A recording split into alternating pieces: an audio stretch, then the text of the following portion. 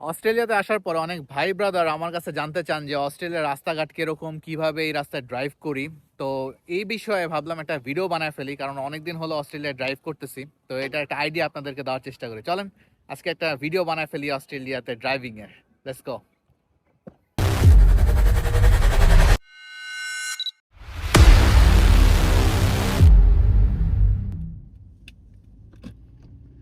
Hello everyone, welcome back. This is Arifin. আপনাদেরকে আজকে যেতে যেতে এই ভিডিওটা করতেছি, কারণ হচ্ছে আমি আপনাদেরকে দেখাতে চাই আমি অস্ট্রেলিয়াতে কিভাবে ড্রাইভ করি, কি কি রুলস অ্যান্ড রেগুলেশন আমার মেনটেন করতে হয়। কারণ আমি আপনাদেরকে এই ভিডিওটা এই কারণে করতেছি, আমি বিগত কয়েক মাস ধরে দেখেছি এখানে যতগুলো ম্যাসিভ অ্যাক্সিডেন্ট হয়েছে এর মধ্যে বাংলাদেশিদের নামই সবার আগে এসেছে। তো যারা নতুন আসবেন তারা একটু আমার ভিডিওটা দেখে সচেতন হন। এই জন্যই ভিডিওটা করা। কারণ হচ্ছে আমি দেখেছি যে এখানে অনেক যারা এসে ড্রাইভ শুরু করেন তারা বাংলাদেশে হয়তো 1 মাস 2 মাস ট্রেনিং নিয়ে চলে আসেন এখানে, কিন্তু বেসিকলি এটা হওয়া উচিত না। এখানে আসার পরে আপনার ইনস্ট্রাক্টরের কাছ থেকে, যারা লাইসেন্স প্রাপ্ত ইনস্ট্রাক্টর, তাদের কাছ থেকে আপনার অবশ্যই নেওয়া উচিত, লেসন নেওয়া উচিত আমি মনে করি। এবং যতগুলো লেসন না হলে আপনি অ্যাকচুয়ালি এক্সপার্ট হচ্ছেন না, ততগুলো লেসন নেওয়া উচিত। তবে হ্যাঁ, বাংলাদেশে আপনি যদি বেশি সময় ধরে চালা আসতে পারেন এটা আরো ভালো হয়, কারণ আপনাকে একটা সাহস দিবে এখানে ড্রাইভ করার। যেমন ফর এক্সাম্পল, আমি কিন্তু কোনো ইনস্ট্রাক্টর না, আমি বাংলাদেশে 2007 সাল থেকে গাড়ি চালাই। আলহামদুলিল্লাহ বাংলাদেশে অনেক বছর গাড়ি চালিয়েছি। দুবাইতে আমার হালকা পাতলা অভিজ্ঞতা আছে। তো অস্ট্রেলিয়াতে আসার পরেও আমি প্রথমে গাড়ি কিনিনি। গাড়ি কিনেই আমি কিন্তু গাড়ি নিয়ে নেমে যাইনি। আমি এখানে এসে রোডঘাট, নিয়ম কানুন এগুলো ফলো করেছি, তারপরে পাশাপাশি গাড়ি খুঁজেছি। তারপরে যেটা হয়েছে, আমি ইনস্ট্রাক্টরের কাছ থেকে অস্ট্রেলিয়ার নিয়ম কানুন যেগুলো হচ্ছে আমার অবশ্যই মেনটেন করতে হবে গাড়ি চালানোর সময়, এগুলো আমি একটা লেসন নিয়ে শিখেছি। শিখে তারপরে আপনার আমি গাড়ি দিয়ে ড্রাইভ শুরু করেছি। তার আগে কিন্তু আমি কিছু করিনি। তো আমার মনে হয় যারা আপনারা নতুন গাড়ি চালান সবারই উচিত এখানে এসে একটু লেসন নেওয়া, লেসন নিয়ে তারপরে এখানে ড্রাইভ করা শুরু করা। কারণ হচ্ছে এই জিনিসটা না হয় আপনার লাইফের অনেক রিস্ক, আপনার মানি রিস্ক। কারণ আপনার যদি আল্লাহ না করুক ভেহিকলে কিছু একটা হয়ে যায়, সেটাও একটা রিস্ক। তো এই জন্য আমি মনে করি আপনাদের সবারই একটা লেসন নেওয়া উচিত। এখানে একটা না, কয়েকটা লেসন নেওয়া উচিত, যতক্ষণ আপনি কমফোর্ট ফিল করবেন যে না, আমি অস্ট্রেলিয়ার রাস্তায় আমি গাড়ি চালাতে পারবো কনফিডেন্টলি। তো এখন বেসিক্যালি আমি যেতে যেতে কিছু কথা বলবো, এবং সেটা আমার ভিডিওতে রেকর্ডও হচ্ছে, কারণ যেহেতু আমি এখন ড্রাইভ করতেছি। তো এখানে কিছু জিনিস আছে, সবচেয়ে ইম্পর্টেন্ট যে জিনিসটা, এই যে সামনে দেখেন, এখন হচ্ছে সামনে একটা গোল সাইন দেওয়া, এটা হচ্ছে রাউন্ড অ্যাবাউট সাইন। এই রাউন্ড অ্যাবাউটটা হচ্ছে একটা বড় গোল চাকতির মতো। এখানে ডান দিকে যে আসবে তার প্রায়োরিটি আগে, মানে ডান দিকে কেউ থাকলে আপনি যেতে পারবেন না, তাকে আগে যেতে দিতে হবে, তারপরে আপনি যাবেন। আপনার বামে কে আসলো, পিছনে কে আসলো, সামনে কে আসলো, এগুলো দেখার ইম্পর্টেন্ট না, শুধু ডান দিকে কেউ আছে কিনা এটা আপনাকে দেখতে হবে। ডান দিকে কেউ না থাকলে আপনি সোজা সামনে যেতে থাকবেন। এটা হচ্ছে রাউন্ড অ্যাবাউটের থাম রুলস। তো এই রাউন্ড অ্যাবাউট কিন্তু এখানে প্রচুর আছে, এখানে কিন্তু সব জায়গায় সিগন্যাল নাই, এখানে কিন্তু এই রাউন্ড অ্যাবাউটটাই বেশি দেওয়া। ফর এক্সাম্পল, এই যে সামনে রাউন্ড অ্যাবাউট দেওয়া, আপনারা দেখতেছেন যে সামনে এটা একটা অনেক বড় রাউন্ড অ্যাবাউট, এবং এটা কিন্তু একটা বিজি রাউন্ড অ্যাবাউট। দেখেন কতগুলো গাড়ি এদিক দিয়ে আসতেছে ফ্রিকোয়েন্টলি। আমি যাব সোজা, আমার সামনের গাড়িটা কিন্তু মুভ করতেছে না। তো আমি ডান দিকে দেখলাম ফাঁকা, আমি ঢুকে গেলাম। ঢুকে যাওয়ার পরে আমি সেফ, আমাকে আর দেখতে হবে না, আমার শুধু ডান দিকে দেখলেই হবে। এই যে দেখেন, ফ্রম ওয়ান লেন, মানে দুইটা লেন মার্জ হয়েছে। দুইটা লেন মার্জ হলে কিন্তু আপনার ইন্ডিকেটর দিতে হবে, আপনার পিছনের গাড়িকে বুঝাতে হবে যে আপনি সামনে আছেন, আপনি মার্জ লেনে চলে যাচ্ছেন। সো পিছনের গাড়ি যেন আপনার জন্য ওয়েট করে, ঠিক আছে? এটা ইন্ডিকেটর দেওয়া দরকার। আপনি যদি বামের লেন থেকে ডানের লেনে মার্জে হিসেবে ঢুকেন তাহলে ডান দিকে ইন্ডিকেটর দিবেন। বাম লেন থেকে যদি ডান থেকে যদি বামে চাপেন তাহলে বামের গাড়ির জন্য আপনি ইন্ডিকেটর দিবেন। So this is rules. ঠিক আছে, এই যে দেখেন সামনে আবার রাউন্ড অ্যাবাউট, আমি হচ্ছে শুধু ডানে দেখবো, শুধু ডানে দেখে আমি দেখবো যে নাই। তবে এখানে একটা ইম্পর্টেন্ট যে জিনিসটা, সেটা হচ্ছে গাড়ির ইন্ডিকেটরটার দিকে আপনার সামনে যে গাড়িটা আসতেছে, ডান দিক থেকে যদি গাড়িটা আসে, তো সেই গাড়ির ইন্ডিকেটরের দিকেও কিন্তু আপনার নজর রাখতে হবে। অনেক সময় কিন্তু ইন্ডিকেটর কিন্তু মানে আপনাকে হেল্প করবে যে এই গাড়িটায় আপনার দিকেই ঢুকবে, সো আপনাকে ব্রেক করতে হবে। আরেকটা জিনিস যেটা বলি সেটা হচ্ছে, এখানে যে জিনিসটা আমি লাইক করি না, এখানে কিন্তু মানুষ ইন্ডিকেটর দেয় অনেক পরে। আমরা বাংলাদেশে যখন গাড়ি চালাতাম, ইন্ডিকেটর দিতাম হলো গিয়ে 5 সেকেন্ড আগে মিনিমাম, আর এখানে মানুষ ইন্ডিকেটর দেয় 3 সেকেন্ড আগে। অনলি এটা রুলস এখানে যে 3 সেকেন্ড আগে নিয়ম। এই জন্য মানুষ যদি এই যে কেউ যদি বামে ঢুকে 3 সেকেন্ড আগে দেয়, তো পিছনের গাড়িটা আসলে বুঝতে পারে না যে সে বামে ঢুকবে, কিন্তু একদম 11th আওয়ারে সে ইন্ডিকেটর দিলে আপনি কিন্তু বুঝতে পারবেন না। ইন দ্যাট কেস অনেক ক্ষেত্রেই কিন্তু আমাদের প্রবলেম ফেস করতে হয় আমরা যারা চালাই। এই জন্য সবসময় ব্রেকে পা রাখতে হয়, যেটা বাংলাদেশে সবসময় করি। কারণ দেখা গেল গাড়িটা সোজা যাবে না, বামে ঢুকে যাবে, বামে ঢুকে গেলে আপনাকে স্লো করতে হবে। আরেকটা জিনিস এখানে বলি, এখানে কিন্তু মানে পিছনের গাড়ির দিকে কেউ তাকায় না। মানে তাকায়, আপনি লেন চেঞ্জ করার সময় তাকায়, বা আপনি যদি হাইওয়ে বা ফ্রিওয়েতে উঠেন, আপনি লেন চেঞ্জ করতে হলে অবশ্যই আপনাকে হেড মিররের দিকে তাকাতে হবে, পিছনে গাড়িটা কত দূরে আছে এটা বোঝার জন্য। কিন্তু সাধারণত অন্যান্য ক্ষেত্রে এটা ইউজ করা হয় না, কারণ পিছনের গাড়ি যদি আপনার মাইরা দেয়, আপনি ফুল কভারেজ পাবেন যদি আপনার কম্প্রিহেন্সিভ ইন্স্যুরেন্স থাকে। কিন্তু আপনি যদি কোনো গাড়িরে মাইরা দেন, তাহলে কিন্তু আপনার জিন্দেগি শেষ।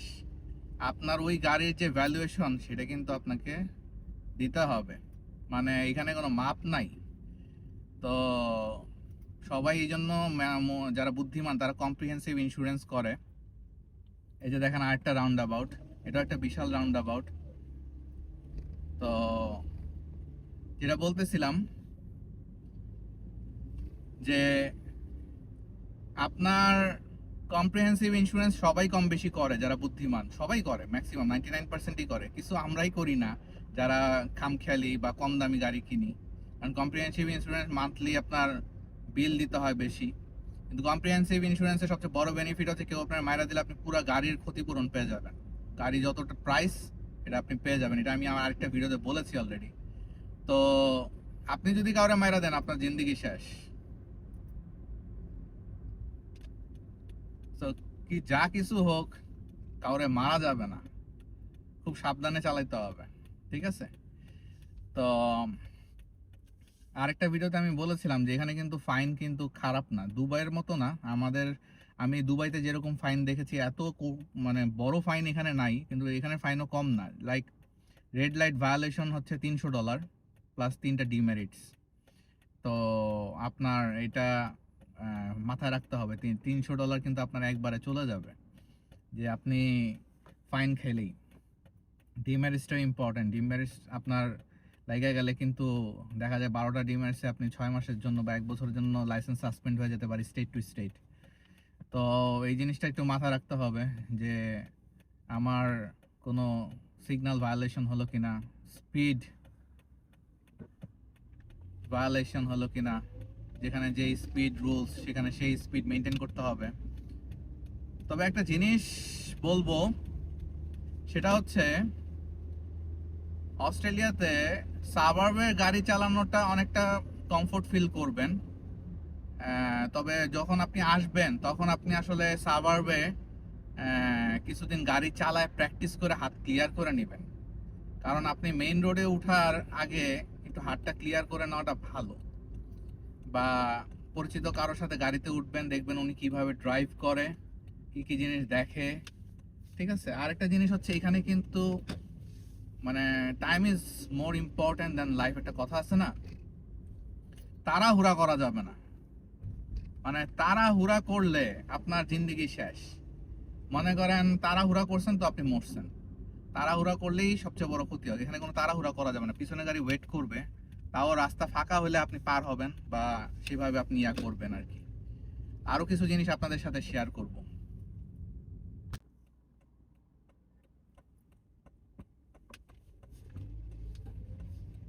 Welcome again. দেখেন সাইকেল চালানোর কিন্তু একটাই ওয়ে, সেটা হচ্ছে এখানে যদি সাইকেল ওয়ে না থাকে তাহলে ফুটপাথ দিয়ে চালাতে হবে। তো এটা আপনার যারা সাইকেল চালাবেন এটা কিন্তু মাথায় রাখেন। এই যে দেখেন সামনে স্টপ সাইন দেখছেন, স্টপ সাইন মানে হচ্ছে এখানে আপনাকে অবশ্যই 3 সেকেন্ড থাকতে হবে, দাঁড়াইতে হবে। যদি 3 সেকেন্ড না দাঁড়ান, পুলিশ যদি দেখতে পারে যে আপনি 3 সেকেন্ড দাঁড়ান নাই, নগদে আপনাকে $200 ফাইন করে দিবে। ঠিক আছে? তবে হ্যাঁ, স্টপ সাইনে থেমে নিয়ম হচ্ছে ডানে বামে ভালো মতো দেখা কেউ আছে কিনা, পুরা ফাঁকা থাকলে আপনি পার হবেন, মুভ করবেন। আরেকটা সাইন আছে আপনারা দেখবেন, সেটা হচ্ছে গিভ ওয়ে। গিভ ওয়ে এটা হচ্ছে একইভাবেই আপনাকে দাঁড়াতে হবে, ডানে বামে দেখতে হবে, দেখে যদি কেউ না থাকে তাহলে আপনি পার হবেন, কেউ যদি আসতে থাকে তাকে আগে যাইতে দিতে হবে। গিভ ওয়ে ব্যাপারটা হচ্ছে আগে যেতে দেন তারপরে আপনি যান। এখানে কোনো ওই রুলস নেই যে আপনাকে এত সেকেন্ড থামতেই হবে, কিন্তু স্টপ সাইনে এটা রুলস। এটা কিন্তু যখন আপনি লাইসেন্স এক্সাম দিবেন এরকম এক্সামে আসতে পারে যে how many second you need to wait in stop sign. Answer হচ্ছে 3 সেকেন্ড। 3 সেকেন্ড আপনাকে থামতেই হবে, যদিও দেখা যায় রাস্তা ফাঁকা থাকলে কেউ 1 সেকেন্ডও দাঁড়ায় না।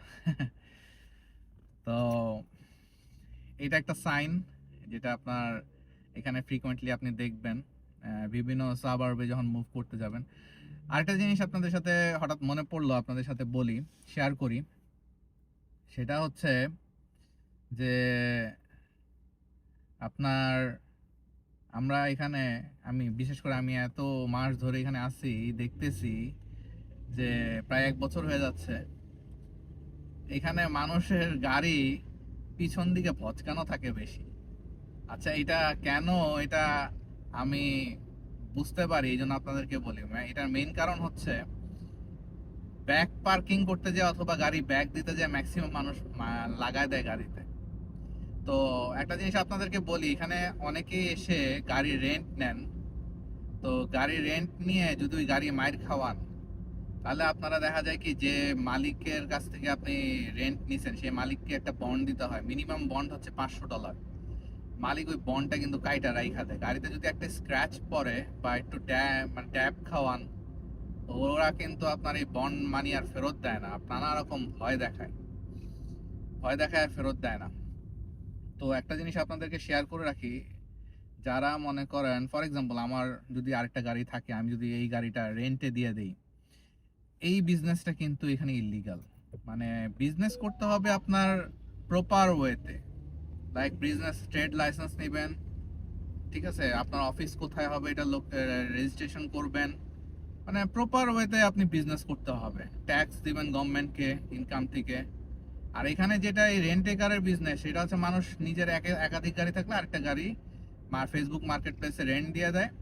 তো রেন্ট দেওয়ার সময় অবশ্যই পুরনো গাড়ি বা গাড়ির কোনো সমস্যা আছে এরকম গাড়ি রেন্টে দেয়। তো এই রেন্ট, অনেকেই এই রেন্ট নিয়ে বিপদে পড়েন। একটা জিনিস বলে রাখি, এই ব্যবসাটা কিন্তু ইল্লিগাল।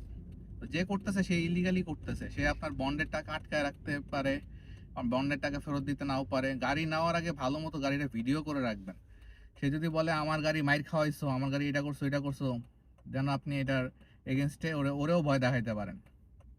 আর একটা জিনিস হচ্ছে, হ্যাঁ রেন্টে নিয়ে প্রথম 1-2 মাস গাড়ি চালানো বুদ্ধিমানের কাজ। কারণ যদি মাইটটাইর খাওয়ান ওর উপর দেওয়া যাবে আর কি। যদি মনে করেন সে হয়তো আপনার পেপারে সাইন টাইন করাবে, হ্যাঁ, নানা রকম কন্ডিশন দিয়ে, এগুলো কোনো ভ্যালিডিটি এখানে নাই, কারণ তার বিজনেসটাই ইলিগাল। সো রেন্ট নিয়ে সে বিজনেস করতেছে, যেহেতু এটা ইলিগাল, সো আপনার ভয় দেখালেও কোনো লাভ নাই আসলে। তো আপনি যদি গাড়ি মাইরও খাওয়ানোর গাড়ি, ও যদি কয় তো ক্ষতিপূরণ দিতে হবে, আপনি নাও দেন, ও আপনার কিছুই করতে পারবে না আসলে। তো অনেকেই আর কি এটা জানে না। তো এই জন্য আপনাদেরকে জাস্ট ভিডিওতে বলে দিলাম আর কি, বুঝছেন? তো এখানে অনেকেই রেন্টের ব্যবসা করে। গাড়ি প্রথমে এসে না কিনা রেন্ট নিয়েও 1-2 মাস চালায় দেখতে পারেন যে আপনার হাতটা ভালো হলো কিনা, বুঝছেন? এই টেকনিক কিন্তু অন্য কেউ বলে না, আমি বলে দিলাম।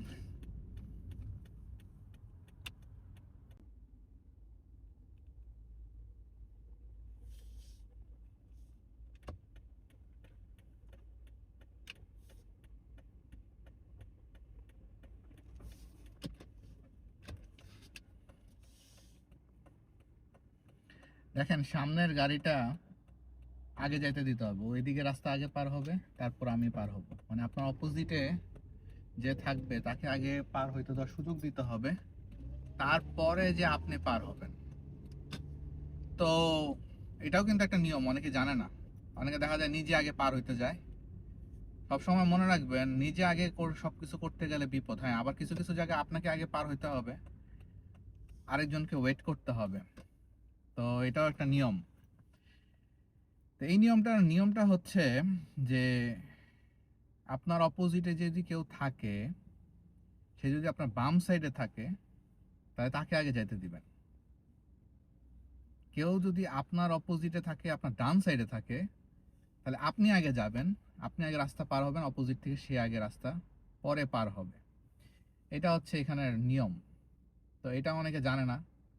আবার এই যে দেখেন সিগন্যালের ক্ষেত্রে আমি আপনাদেরকে দেখাবো না। সিগন্যালের ক্ষেত্রে মাঝে মাঝে আমি এখন ডান দিকে যাব, সিগন্যালটা চেঞ্জ হয়ে ডান দিকের একটা অ্যারো আসলে আমি ডান দিকে যাব। মাঝে মাঝে অনেক জায়গার সিগন্যালে ডান দিকের অ্যারোটা থাকবে না, তখন দেখা যায় কি ওই পাশের গাড়িটাও যে আছে, এখন দেখতেছেন ওই পাশের গাড়িটা ও ডান দিকে সিগন্যাল দিয়ে রাখছে, মানে সে ডান দিকে যাবে।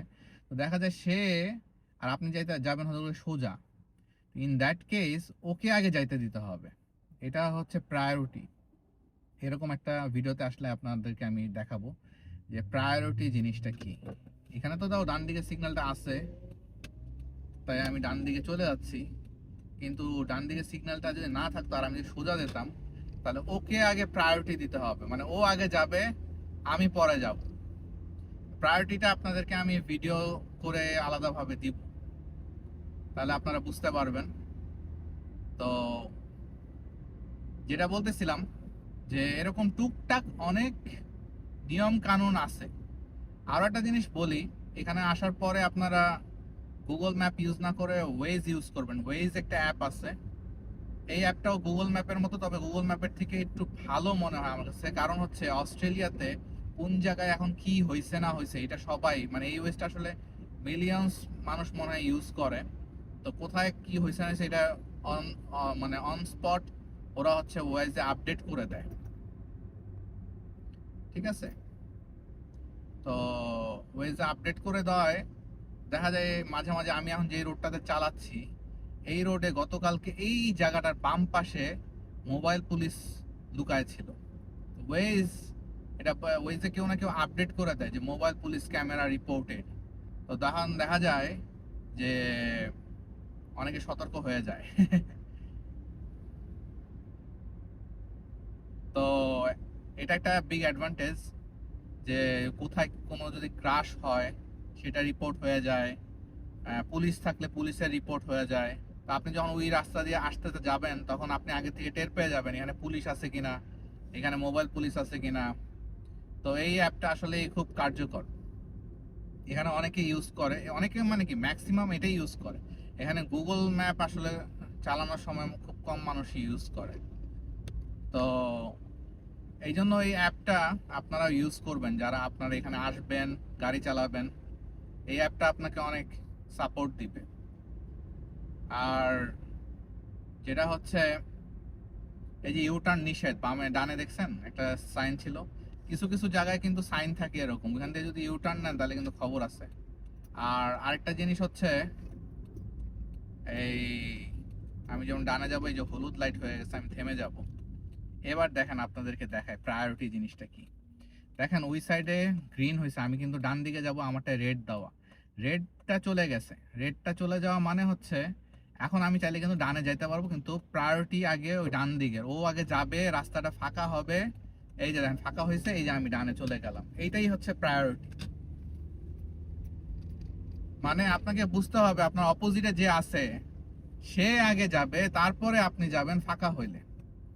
এই প্রায়োরিটিটাই কিন্তু অনেকে এখানে আসে বুঝতে পারে না। দেখা যায় গতকালকে আমি এক ড্রাইভারকে দেখছি, আমার ছিল প্রায়োরিটি, মানে আমি আগে যাব, কিন্তু সে ঢুকাই দিছে। তো ইন দ্যাট কেস আমি সাথে সাথে ব্রেক করছি, কিন্তু আমি যদি ব্রেক না করে তারা মাইরা দিতাম, দোষ কিন্তু তারই থাকতো, আমি কিন্তু ফুল বেনিফিট পেয়ে যেতাম। এই জিনিসটা আপনারা করবেন না, এই জিনিসটা আপনারা সাবধান থাকবেন। আর এটা যেমন সার্ভার কিন্তু ম্যাক্সিমাম সার্ভার কিন্তু 50 হচ্ছে ম্যাক্সিমাম লিমিট। এখানে স্পিড ক্যামেরা থাকে না, এই কারণে অনেকে জোরে জোরে টানে। তো আমি আবার এটা বলবো যে আপনারা সতর্ক থাকবেন, কারণ সাভাবে কোনো ডানে বামে কিন্তু গলি থেকে বের হয়ে যে কোনো অ্যাক্সিডেন্ট ঘটতে পারে। আর দেখেন এই যে গাড়িগুলো পার্ক করছে কিভাবে সাভাবে। সো গাড়ির নিজের মাপটা কিন্তু যায় না রাখেন, কিন্তু না যদি জানেন তাহলে কিন্তু আপনি কিন্তু এই দিক দিয়ে গাড়ি পাস করতে গিয়ে কিন্তু গাড়ি লাগা দিতে পারেন। তো গাড়ির মাপও কিন্তু জানা ইম্পর্টেন্ট। তো যেটা বলতেছিলাম যে সাভাবে দেখেন গাড়িগুলা এভাবে রাস্তার উপরেই কিন্তু পার্ক করে, কারণ এখানে কিন্তু পার্কিং খুব একটা নাই, পেইড পার্কিংই বেশি যেখানে পার্কিং থাকে। আর বাসায়ও খুব একটা পার্কিং থাকে না। ইন দ্যাট কেস মানুষ কিন্তু রাস্তায় এইভাবেই পার্ক করে। তো সাভাবে জোরে গাড়ি চালাইলে যেটা হয়, আপনার কিন্তু পার্কিংয়ে আপনি একটা গাড়িতে মাইরা দিতে পারেন, আল্লাহ না করুন। তো এই জন্য সাভাবে ক্যামেরা নাই ঠিক আছে, তাই বলে আপনার মনে করেন যেমনে খুশি তেমনে গাড়ি চালানো ঠিক না। 50-এর স্পিড আপনি 50 মেনটেন করে চালানো উচিত। কিছু কিছু জায়গায় কিন্তু স্পিড 30 লেখা থাকে। এই সামনে দেখেন, সামনের রোডটা কিন্তু 30। এখানে হয়তো কোনো ইম্পর্টেন্ট স্কুল জোন বা ইম্পর্টেন্ট কোনো অফিস টফিস আছে, এই জন্য এখানে 30 দেওয়া, দেখছেন। এই যে কিছু কিছু জায়গায় দেখবেন ইউ টার্নের জন্য এরকম সাইন ইয়েলো একটা রড দিয়ে দেওয়া আছে, আবার কিছু কিছু জায়গায় লেখা থাকে ইউ টার্ন পারমিটেড। ওই সব জায়গায় আপনি ইউ টার্ন করতে পারবেন। যদি ইউ টার্ন করতে হয়, মনে করেন এখন আমার ইউ টার্ন করে যেতে হবে, তাহলে কিন্তু আমার সোজা রাস্তা পার হয়ে ওইখানে একটা ইউ টার্ন আছে, ওইখান থেকে ইউ টার্ন নিয়ে আবার এইদিকে রাস্তা পার হয়ে এদিকে আসতে হবে। বাংলাদেশে যে জিনিসটা আমি দেখি সেটা হচ্ছে আমরা যেমনে মন চায় এমনি গাড়িটা ঘুরায় ফেলি, যেমনে মন চায় সেমনে গাড়িটা মনে করেন সরায় ফেলি। এইখানে যদি ওইটা করতে যান, আইদার পুলিশ দেখলে একটা হিউজ ফাইন খাবেন, অথবা মনে করেন যে একটা বিশাল অ্যাক্সিডেন্ট হয়ে যেতে পারে, আল্লাহ না করুন। কারণ হচ্ছে এইখানে পিছনের থেকে হুট করে কখন যে একটা গাড়ি স্পিডে চলে আসবে, সে যখন দেখবে আপনি রং সাইডে আছেন, আপনার বাংলাদেশের মানুষ অ্যাটলিস্ট যেটা করে ব্রেকে পা দেয়, এখানে কিন্তু মানুষ ব্রেকে পা দেয় না, আপনার মাইরা দিয়ে চলে যাবে। পরে কইব যে ওর দোষ, আমার গাড়ির ক্ষতি হয়েছে, আমার এখন ক্ষতিপূরণ দাও। ও ক্ষতিপূরণ নিয়ে নিবে, আপনি কিছু করতে পারবেন না, আপনি মারা খাইবেন দিন শেষে। কারণ এখানে সবারই গাড়ি ইন্স্যুরেন্স করা থাকে, যেটা আগেও বলছি। তো এখানে যদি আপনি বাংলাদেশের মতো চান্স পাইলেন, একটা ইউটার্ন মাইরা দিলাম, চান্স পাইলাম এখান থেকে এখানে সইরা গেলাম, হ্যাঁ ইউটার্ন তো আরো 500 মিটার সামনে যে রাউন্ড অ্যাবাউট দিয়ে ইউটার্ন নিতে হবে, কি দরকার এত কষ্ট করার। মাইরা দেয় ইউটার্ন, এদিক দিয়ে কেউ নাই, হুট করে একটা গাড়ি এসে যদি দেখে আপনি উল্টা পাল্টা এরকম করতেছেন, সে যদি ইচ্ছা করেও আপনার মাইরা দেয়, আপনি কিছুই করতে পারবেন না, মারা দিন শেষে আপনিই খাইবেন। তো এই জন্য বাংলাদেশে যেটা হয়, চান্স পাইলেই ইউটার্ন মেরা দেয়, চান্স পাইলে বামে ঢুইকা যায়, ডানে ঢুইকা যায়। এই জিনিস এখানে করার বিন্দু মাত্র কেউ চেষ্টা করেন না। যেটা হইতেছে এসব করতে যা মারা খাইলে মনে করেন আপনার জিন্দেগি শেষ। কিছু কিছু রাস্তা আছে, যেসব রাস্তায় মনে করেন মানে ইউটার্ন অনেক দূর যায় নিতে হয়, বা কোনো বামের গলিতে ঢুকে আবার ইউটার্ন নিতে হয়। হ্যাঁ, আপনি যদি কোনো সার্ভারে ঢুকতে পারেন, সার্ভারে ঢুকে আপনি ইউটার্ন নেন, যদি আপনার সামনে পিছনে গাড়ি না আসতে থাকে,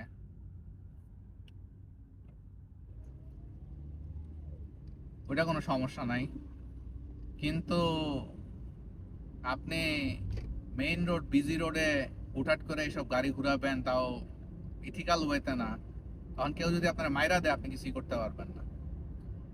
তো দেখেন এই যে 70-এর রাস্তা, 60-এর রাস্তা ছিল তখন, এখন 70-এর রাস্তা চলতেছে। তো বিভিন্ন রাস্তায় বিভিন্ন রকমের লিমিট থাকে, এগুলো ফলো করা উচিত আসলে।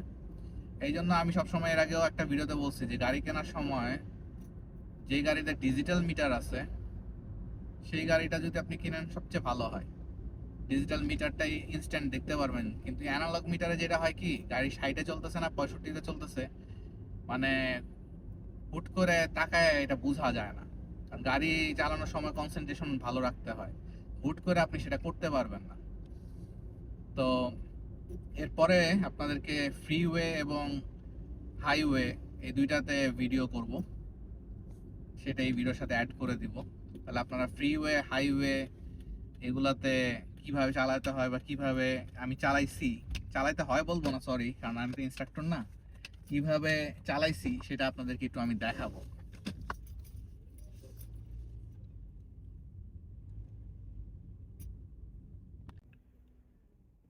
Hello everyone, welcome back.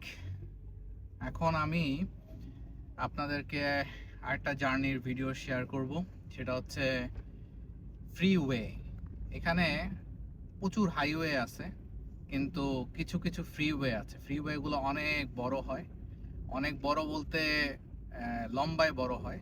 আর এগুলার স্পিড লিমিট থাকে 100, এটাই সর্বোচ্চ স্পিড লিমিট। তবে হ্যাঁ, কিছু কিছু ফ্রিওয়েতে 110ও থাকে। আমি এখন যে ফ্রিওয়েটা যাব এটার নাম হচ্ছে কুনানা ফ্রিওয়ে। কুনানা ফ্রিওয়েটা হচ্ছে এটা এটা অনেক বড় একটা ফ্রিওয়ে। ফ্রিওয়ে আমাদের দেশে যেমন বিদেশে হাইওয়ের উপর কিছু নাই, এখানে হাইওয়ের পরে ফ্রিওয়েও আছে। তো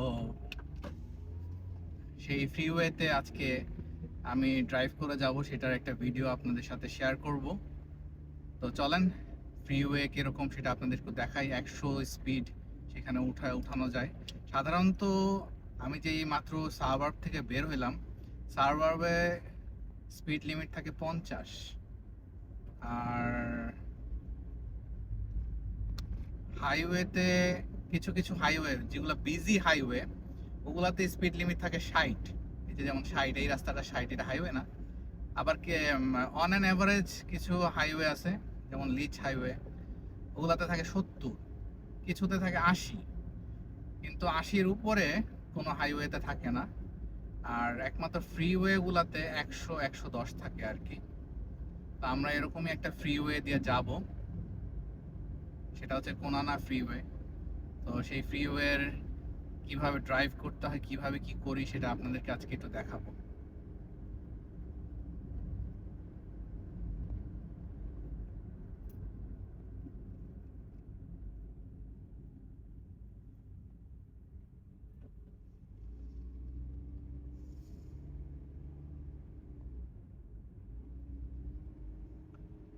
যেটার পাশ দিয়ে যাচ্ছে এটা হচ্ছে পার্থ জু।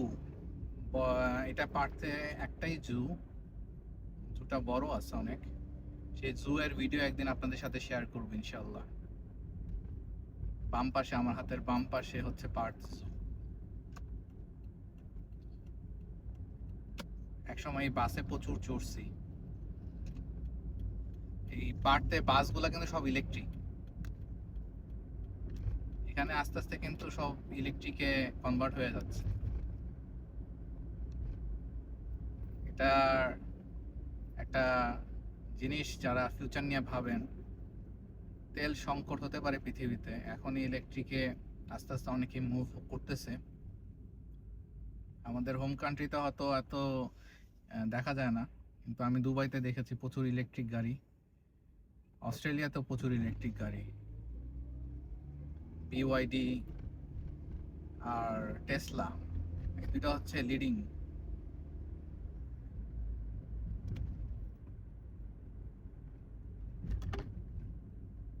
আমি যে রোডটা দিয়ে চালাচ্ছি এখন, এই রোডটা হচ্ছে মিল পয়েন্ট রোড। এটা সাউথ পার্টের একটা রোড,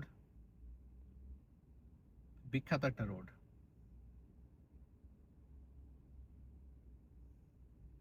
সাউথ পার্ট কিন্তু আমাদের দেশে গুলশান বনানী যেমন পশ বলে না, ধানমন্ডি, সাউথ পার্ট হচ্ছে পার্টতে সবচেয়ে পশ এলাকা। আরেকটা পশ এলাকা আছে, এটা হচ্ছে অ্যাপল ক্রস। ওটার ভিডিও একদিন আপনাদেরকে দেখাবো ইনশাআল্লাহ। ডান দিক দিয়ে চলে যায় পার্ট সিটিতে, আমরা এখন বাম দিকে চলে যাব, কুনানা ফ্রিওয়েতে উঠবো।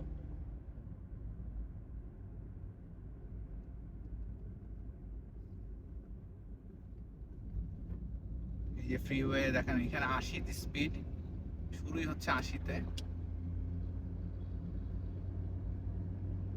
আমি আস্তে আস্তে ডানের লেনে ঢুকতে হবে।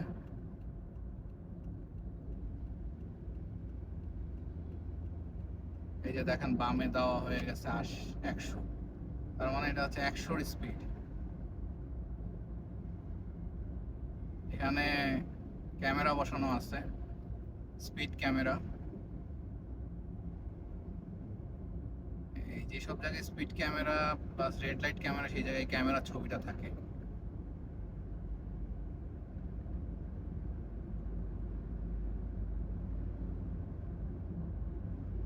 আমার স্পিড এখন 90।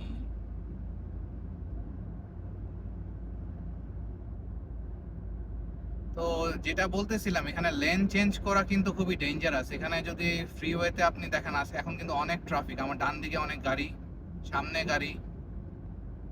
আমি যদি লেন চেঞ্জ করতে চাই আমাকে অনেক আগে থেকে ইন্ডিকেটর দিতে হবে, তারপর ডানে ফ্রি আছে কিনা এটা দেখে আমার ডানের লেনে ঢুকতে পারবো। আদারওয়াইজ কিন্তু এইসব ফ্রিওয়েতে আপনার মনে করেন আল্লাহ না করুক ভয়াবহ কিছু ঘটে যেতে পারে। বাট কিন্তু এখন অনেক বিজি হয়ে গেছে। সকাল 8টা থেকে সকাল 9টা পর্যন্ত এবং বিকাল 4টা থেকে বিকাল 5টা পর্যন্ত এই ফ্রিওয়েতে কিন্তু জ্যাম লেগে যায়, কারণ অফিস আওয়ার, সবাই ফ্রিওয়ে দিয়ে বাসায় ফিরে অফিসে যায়। সো দেখা যায় যে প্রচুর জ্যাম লেগে যায়। এখনই তো অনেক ট্রাফিক দেখতেছি।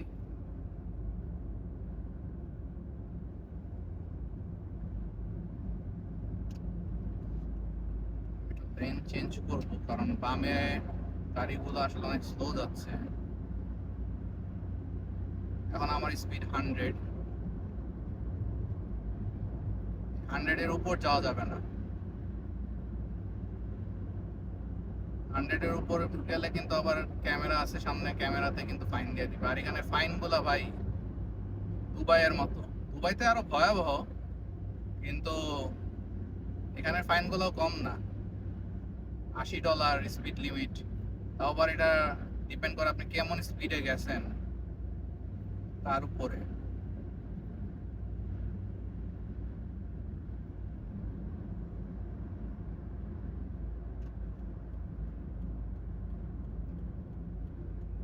আবার বামে চলে আসবো, আমার লেন হচ্ছে বামে, চাইতে হবে।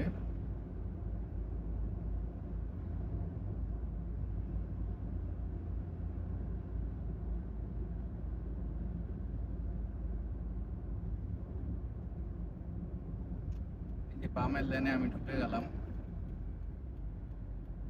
ফ্রিওয়ে থেকে আমি হচ্ছে ইয়াতে চলে যাচ্ছি, আমার বাসা যে রোড, ম্যানিং রোডে চলে যাচ্ছি। এখানে স্পিড কমাইতে হবে, প্লাস হচ্ছে বামে কেয়ারফুলি দেখতে হবে, কারণ এখানে অনেক গাড়ি চলে আসে ধুম করে।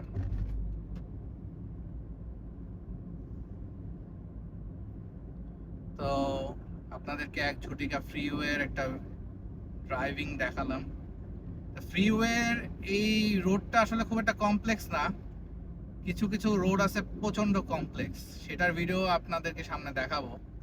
যে এত কমপ্লেক্স, ডানে এক লেন, বামে এক লেন, মাঝখানে এক লেন, মানে 8টা লেন, কোন লেন কোন দিকে গেছে এটা যদি আপনি মানে না জানেন, একটা ভুল লেনে চলে গেলে আপনি যেদিকে যাওয়ার কথা অন্য দিকে চলে যাবেন। আমার এরকম প্রথম প্রথম একবার হয়েছিল, আমার যাওয়ার দরকার ছিল যেই লেনে, আমি সেই লেন থেকে সরে গেছি এবং পরে আমার ঘুরে আসতে হয়েছে প্রায় 5 কিলোমিটার।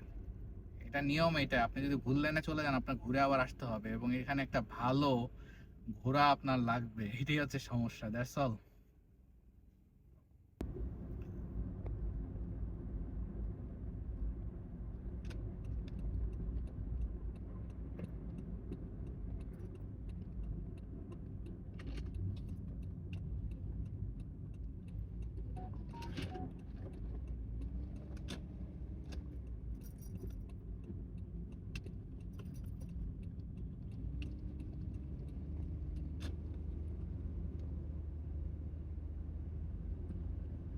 তো যেতে যেতে সর্বোপরি আপনাদেরকে কিছু পরামর্শ দিব, সেটা আমার ব্যক্তিগত চিন্তা ভাবনা থেকে বলতেছি। সেটা হচ্ছে অস্ট্রেলিয়াতে ভিসা পাওয়াটাই আমার কাছে মনে হয় সাকসেস। এখন বাংলাদেশের মানুষদের জন্য যে অবস্থা, এখানে আমার কাছে মনে হয় অস্ট্রেলিয়াতে মানুষের এখন ভিসা পাওয়াটাই হচ্ছে সবচেয়ে বড় সাকসেস, সত্যি কথা যেটা। কারণ হচ্ছে অস্ট্রেলিয়ার ভিসা এখন অনেক চ্যালেঞ্জিং হয়ে গেছে, মানুষ প্রচুর ভিসা রিজেকশন হচ্ছে। আপনার দেখা গেছে যে স্টুডেন্ট ভিসাতেও যে পরিমাণ রিজেকশন হচ্ছে এটাও বলার মতো না। তো তো সেদিক দিয়ে আমি পার্সোনালি মনে করি অস্ট্রেলিয়া ভিসা হওয়াটাই হচ্ছে সাকসেস। আপনি লিগ্যাল ওয়েতে অস্ট্রেলিয়া আসেন, পড়াশোনার জন্য আসেন, কাজের জন্য আসেন, দিন শেষে আপনি সত্যি কথা বলতে যদি আপনি ফুল টাইম 5টা বছর এখানে কাজ করতে পারেন, আমি মনে করি আপনি যে পরিমাণ টাকা পয়সা কামাইতে পারবেন যদি আপনি ঠিক মতো সেভ করে চলতে পারেন, বাংলাদেশে 30 বছর চাকরি করলেও সেই টাকা কামাইতে পারবেন না, সত্যি কথা যেটা। এখানে 5টা বছর যদি কষ্ট করতে পারেন, আমার মনে হয় বাংলাদেশে একটা সরকারি চাকরি অথবা একটা প্রাইভেট চাকরি করে 30 বছরে যে টাকা সেভ করবেন খরচ টরচ বাদ দিয়ে, অস্ট্রেলিয়াতে 5 বছরে তার থেকে বেশি টাকা সেভ করতে পারবেন, সব খরচ বাদ দিয়ে, আমি বিশ্বাস করি। এই জন্য মানুষ, কারণ অস্ট্রেলিয়া মানে পুরো ওয়ার্ল্ডে সবচেয়ে বেশি পেইড একটা কান্ট্রি, মানে কাজের ক্ষেত্রে মানে সবচেয়ে বেশি পে করা হয় অস্ট্রেলিয়াতে। তো এই জন্য আমি মনে করি অস্ট্রেলিয়াতে আসাটাই হচ্ছে সাকসেস। হ্যাঁ, যথাযথ লিগাল ওয়েতে আসতে হবে।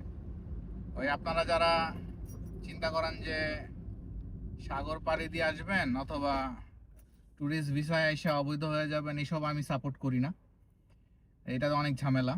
তো এই জন্য আপনাদের বলবো যে আপনারা অস্ট্রেলিয়াতে আসেন, বৈধভাবে আসেন, স্টুডেন্ট ভিসায় আসেন, স্কিল আপনার অ্যাসেসমেন্ট করে, যেটা হচ্ছে 491, 190 এগুলোতে ট্রাই করেন যদি আপনার পয়েন্ট তুলতে পারেন, অথবা যদি আপনি হাইলি স্কিলড হয়ে থাকেন লাইক 482, যদি দেখা যায় যে পসিবল হয় সেই ভিসায় আসেন।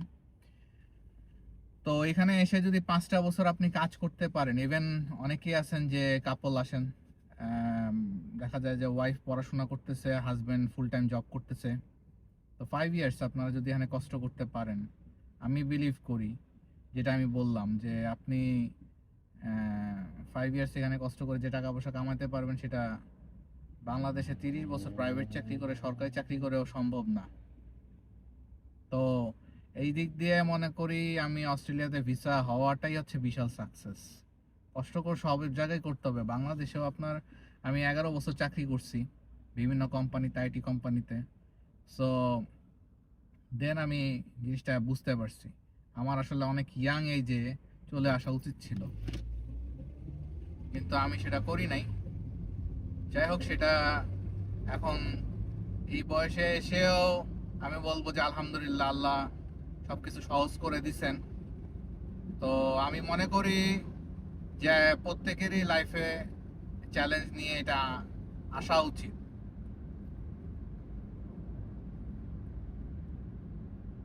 কারণ হচ্ছে দিন শেষে আপনি এখানে এসে, মানুষ আসলে টাকা পয়সা ইনকাম করতে পারলেই সবারই সম্মান করে, তো এটা আমি দেখছি। তো কিভাবে করবেন না করবেন সেটা পরে হিসাব, এখানে আসতে পারাটাই হচ্ছে সবচেয়ে বড় সাফল্য আমি মনে করি।